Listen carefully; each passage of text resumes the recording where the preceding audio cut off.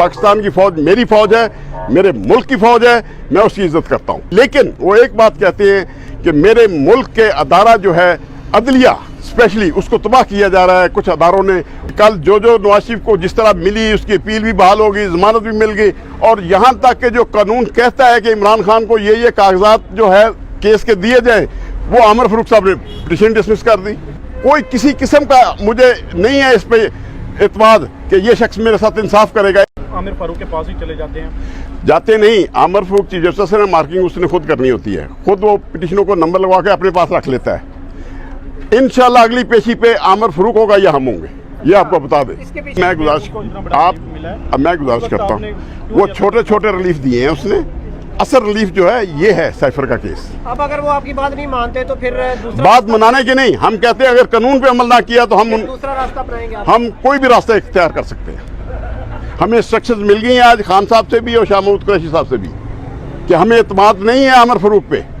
पहले भी एक हमारे साबिक जज की फिल्म बना के चलाई गई, जिसकी वजह से ये जो दहशत फौजी अदालतों को फैसला ना हो सका। 14 मई के फैसले की कंटेम्प्ट जो तैयार पड़ी थी, जिसपे हुक्म होना था कि इलेक्शन क्यों नहीं कराए, इन पे कंटेम्प्ट लगाई जाए, वो क्यों नहीं सुनी गई। वो ब्लैकमेल किया गया एक जैशाबाद।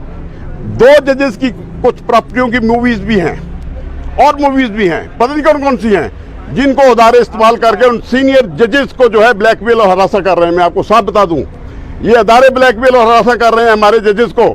हम जजेस के साथ खड़े हैं। वो कॉन्स्टिट्यूशन के मुहाफिज साहब और शाह महमूद कुरैशी साहब ने वाज़ेह अल्फाज में जज साहब को कहा है कि आपके हुक्म की कोई तामील नहीं हो रही, ना ही मेरे वकला को मुझसे मिलने दिया जा रहा है, जिस पर अदालत ने बड़ा सख्त नोटिस लेते हुए सुपरडेंट जेल को बुला के हदायत की और आर्डर किया इन राइटिंग कि इनके वकला को और इनकी फैमिली को आपने मुलाकातें करवानी हैं।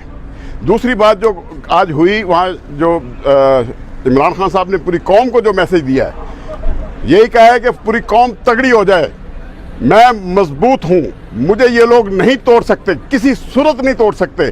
मैं कौम के लिए, मैं पाकिस्तानी हूँ, पाकिस्तान में ही रहूँगा और पाकिस्तान में ही मरूँगा, मैं मुल्क से भागूंगा नहीं।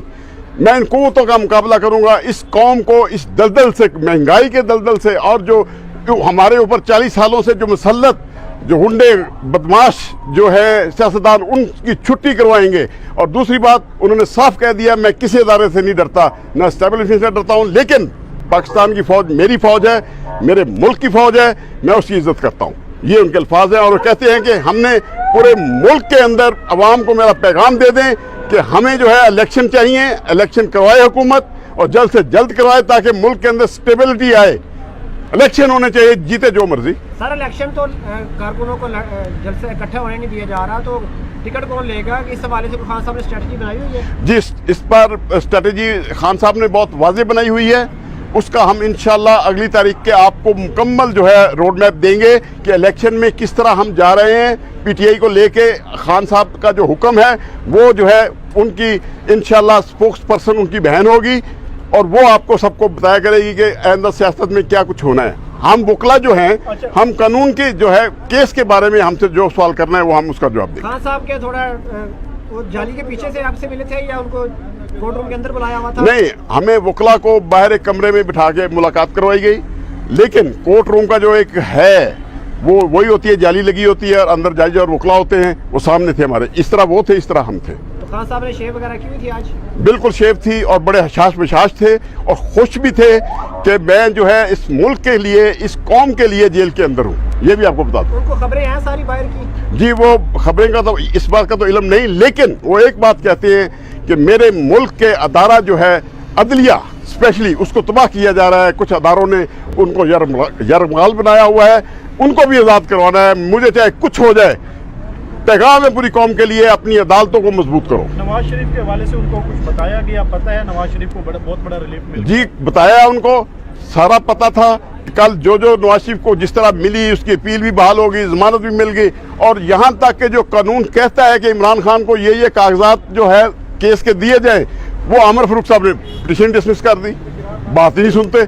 आज ये पैगाम दे दिया है कि आमिर फारूक के पास मेरा कोई केस ना सुनवाया जाए। अच्छा सर, आमिर फारूक के हवाले से आपने पीटीआई की जो लीगल टीम है 3 से 4 दफ़ा यही बातें कर चुकी है और यही इन पर अमल भी किया गया है, लेकिन उसके बाद फिर आप आमिर फारूक के पास ही चले जाते हैं? जाते नहीं, आमिर फारूक चीफ जस्टिस ने मार्किंग उसने खुद करनी होती है, खुद वो पिटीशनों को नंबर लगवा के अपने पास रख लेता है। इंशाल्लाह अगली पेशी पे आमिर फारूक होगा या हम होंगे, ये आपको बता दें। इसके पीछे कैसे मतलब देखिए, हम अदालत का हिस्सा हैं, हम वकील जो हैं अदालत का हिस्सा है, अदालत में हमारे साथ चलना होता है। अगर एक आदमी कहता है, शरेआम कह रहा है कि मुझे इस पे एतमाद नहीं है, कोई किसी किस्म का मुझे नहीं है इस पे एतमाद कि ये शख्स मेरे साथ इंसाफ करेगा, एक दफ़ा नहीं कई दफ़ा कह चुका था, वो शख्स क्यों बज़द होके और किसके कहने पर इमरान खान के केस सुन रहा है, क्यों नहीं ट्रांसफर करता इन केसों को? इंशाल्लाह अगली पेशी में बताएंगे उसको। हाई कोर्ट में भी आप नहीं सुन सकते और ना ही आपके पास सुनाना चाहते हैं, जो फैसला करना करो। सर आप इतना लेट क्यों आए? अगर आप पहले होते तो शायद इधर तक ना हालात ना पहुंचते जिस तरह आप जा रहे नहीं, देखिए, क्लाइंट ने जब मुझे वकील कर रहा था तब मैंने आना था, और मैंने आपको पहले भी आपके व्लॉगर्स में बता चुका हूं जो कुछ अदारे कर रहे हैं। मैं आप साफियों को भी बता दूं, अरशद शरीफ का अगर आज तक कातिल नहीं गिरफ्तार हुआ तो कल को आपको पकड़ने वाला भी कोई गिरफ्तार नहीं होगा। इसलिए आपने हमारी 2007 की तहरीक को कामयाब किया, हम आपके साथ खड़े हैं। और मैं एक बनाने जा रहा हूं लॉयर्स जर्नलिस्ट एसोसिएशन, इंशाल्लाह लाहौर में इसी हफ्ते उसका ऐलान कर दिया जाएगा। अली अहमद कुर्दा आ रहे हैं कोयटा से, और हम तहरीक शुरू कर रहे हैं, मुल्क के अंदर आइन के मुताबिक इंतखाबात कराए जाएं, और वकला इंशाल्लाह लाहौर में निकले हुए हैं, अब पूरे पाकिस्तान में निकालेंगे। आप ऑफिशियली आप पीटीआई लॉयर टीम का हिस्सा बन गए हैं? जी, मैं और सिकंदर जुल्करनैन। ठीक है, आप किस तरह के केसेस देखेंगे? देखिए, हम जो है जो तरीकाकार है कानून के मुताबिक हम केस को करेंगे, कानून के मुताबिक ही चलेंगे। लेकिन जहां नाइंसाफी होती नजर आएगी, जैसे हमने आमिर फारूक आपको बता दिया, आमिर फारूक साहब से मैं गुजारिश करूंगा, खुदा के लिए अदलिया को बचाओ, कहीं ये ना हो कि हमारा वकला और आपका आमना सामना हो जाए। अच्छा जी, लेकिन सर जब उनसे आमिर फारूक से रिलीफ मिलता रहा तो उस वक्त कब मिलता रहा? कभी नहीं मिला उससे। कैसी बातें कर रहे हैं? रिलीफ दे के उनसे कानून के मुताबिक देखिए, कानून में लिखा हुआ है कि आपने कापियां देनी है। भाई कापी वकला के पास नहीं है, केस क्या लड़ना है हमने?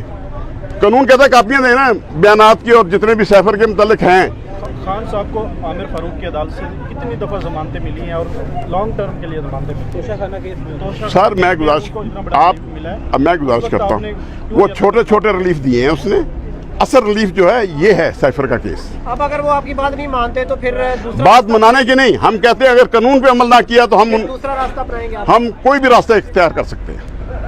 हमें इंस्ट्रक्शंस मिल गई हैं आज खान साहब से भी और शाह महमूद कुरैशी साहब से भी कि हमें एतमाद नहीं है आमिर फारूक पे। बड़ी कोर्ट में कह देना उसको, फिर हाथापाई है। हाथापाई नहीं।